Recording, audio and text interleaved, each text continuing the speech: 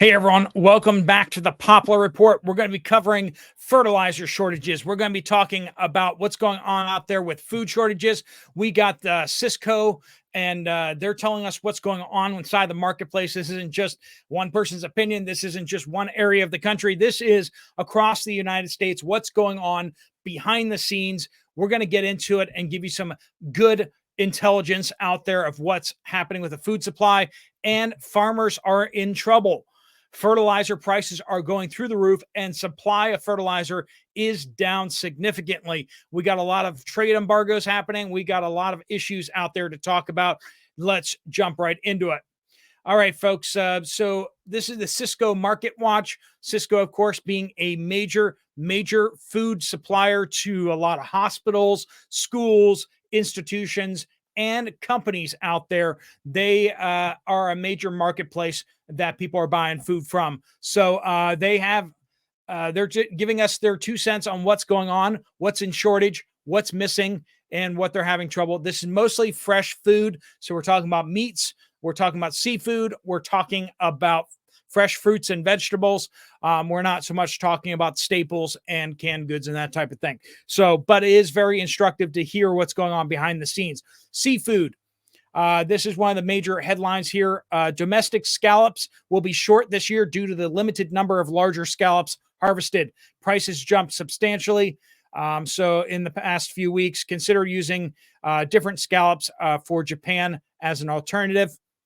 All right, we got wings and tenders continue to be the hottest part of the bird, but breasts have started to even out price-wise.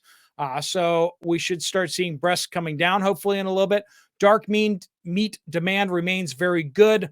So basically, chicken in general is probably not going to come down too much in price. Wings and tenders are going to just continue to be expensive because that's just the way things are right now. Pork, butts market declined on the week. Material is steady. Pulled pork demand is moderate. Loins steady. But retail features could drive the market upward. So it could go upwards, but no indications of that yet. Different ribs, tighter price range, and back ribs are steady as well. Belly market is unsettled. And the bottom has fallen out on trimmings. So if you're looking for some cheap cuts out there, trimmings is down. Beef, downward pressure is developed across the higher value cuts of the animal. So we're seeing higher prices for the bad cuts and lower prices for the better cuts. People are trying to save money and they're buying cheaper cuts. So that is impacting things. Of course, farmers are dumping cattle like it's going out of style. We heard from a number of farmers talking about that. They are scared of these bird flu restrictions that are going to be coming out on cattle herders. Ranchers are just not going to put up with this, and it's not worth the headache. So they are dumping the cattle now that they're looking to unload in the next bit. And some of them are just getting out of it entirely. So that's what we're seeing out there. Let's look at the market updates for produce, vegetables, asparagus. Market is active and lower in the West. So prices are down in the West as Mexico volume is better. So asparagus, we're having some issues with it before. Peru is dealing with cold temperatures that have impacted yields. Larger sizes remain tight. Market down in the East, prices down in the East, and less XL and jumbo. Bell peppers, we've been having problems with bell peppers out there for a while. East Coast, bell pepper is extremely tight right now market-wise, so price is up. High temperatures in North Carolina have stopped most peppers from being harvested. West, supplies continue to be light. Expect markets to stay high over the next couple of weeks. Broccoli, market coming down.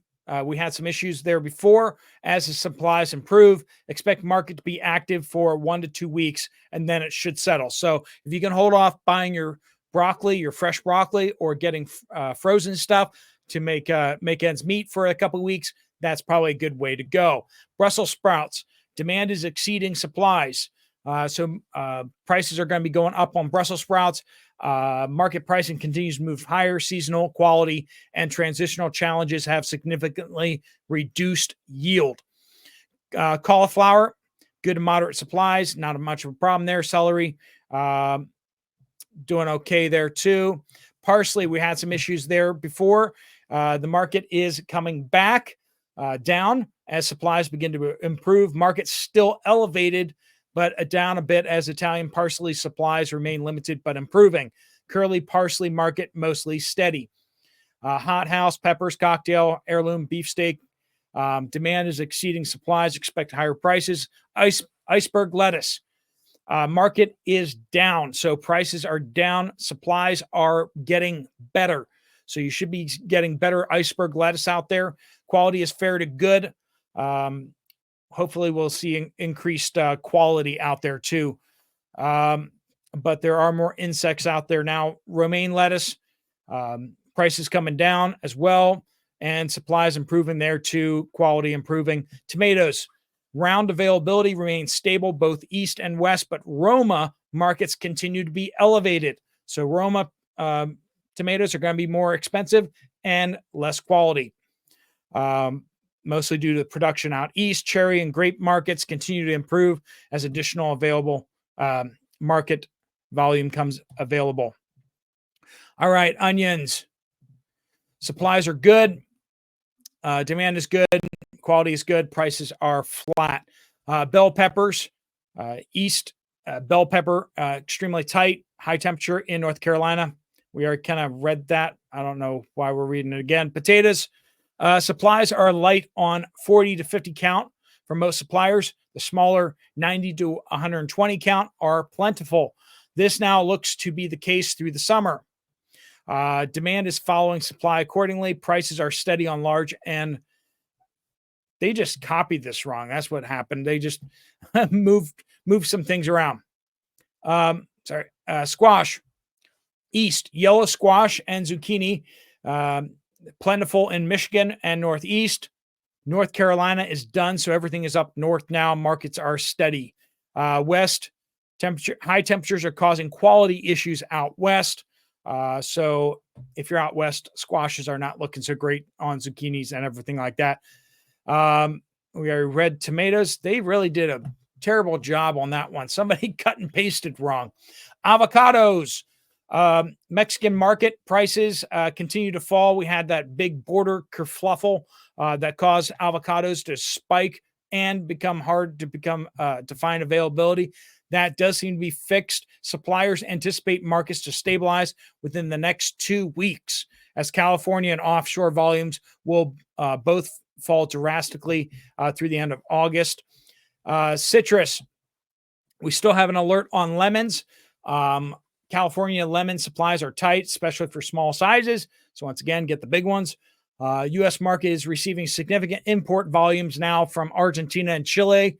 Mexican lemons are still challenged by extreme weather. So basically, we didn't get what we were supposed to from Mexico. And so now the ships are starting, or however they're getting here from Argentina and Chile, they are coming in. Oranges are peaking and starting to show signs of extreme heat. Chilean navels are becoming more readily available in terms of volume and smaller sizes. Much better quality than California Valencias. Limes, rain conditions. This is causing some issues, but demand is stable. All right. Let us know what you guys are seeing out there at your stores and everything, but that's kind of what's going on out there. Pineapple supplies are very tight, so those prices are going to be really, really high. You might want to avoid pineapples or get the canned stuff if possible. Quality issues, especially internal. So that's a warning there. Grapes, the supply is now coming in from California Central Valley. Mexico is done. Quality is good to great. Market stable. However, excessive heat is taking its toll on harvesting time, which is keeping the market from coming off. So we've seen some hiccups in the grapes, but let's get over to what's going on on fertilizer, because this is a big deal here. What's going on? 5 reasons why we're having issues with fertilizer in the U.S. European production is down significantly. They're still producing about 75% of the fertilizer that they usually do, which is kind of a big deal. Now, they get most of their fertilizer from natural gas, and natural gas prices are up significantly there. Same kind of thing down in Brazil. They don't have enough natural gas to go around, and so they have been shutting down the plants that make fertilizer, and so they were trying to import from China, but China is playing games here. China restrictions, they're not giving away their fertilizer to countries, hostile countries. Same thing with Russia. They are not exporting to the U.S. And China is, of course, the biggest exporter of fertilizer in the world. And so them having issues, the government has figured out if they restrict exports, not only do they make sure that there's enough for their people, but it also lowers the domestic price. So that's helping with their food production problems. So that's what they're doing. They have a lot of damage to their croplands due to storms, heavy flooding down the south, and some drought out there. Supply shortage in Egypt. Egypt is also a surprisingly large exporter of fertilizer. We're having problems there because they can't keep the lights on. There's a lot of heat over in the Middle East, and so they're definitely trying to use energy to keep people's ACs going. So they're shutting down the plants that are making fertilizer over there too. So they're not picking up the slack like people had hoped.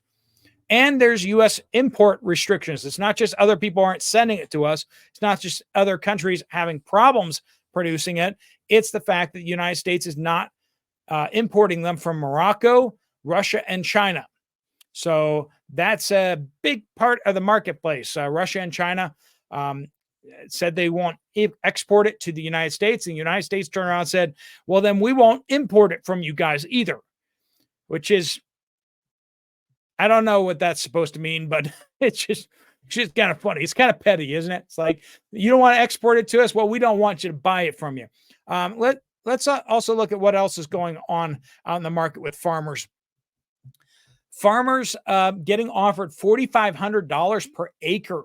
And this is in Illinois. But you can see why a lot of farmers are like, okay, maybe I'll turn my fields into solar panel fields. And then we have billionaires going in there and buying up a bunch of the farmland and turning it into forests.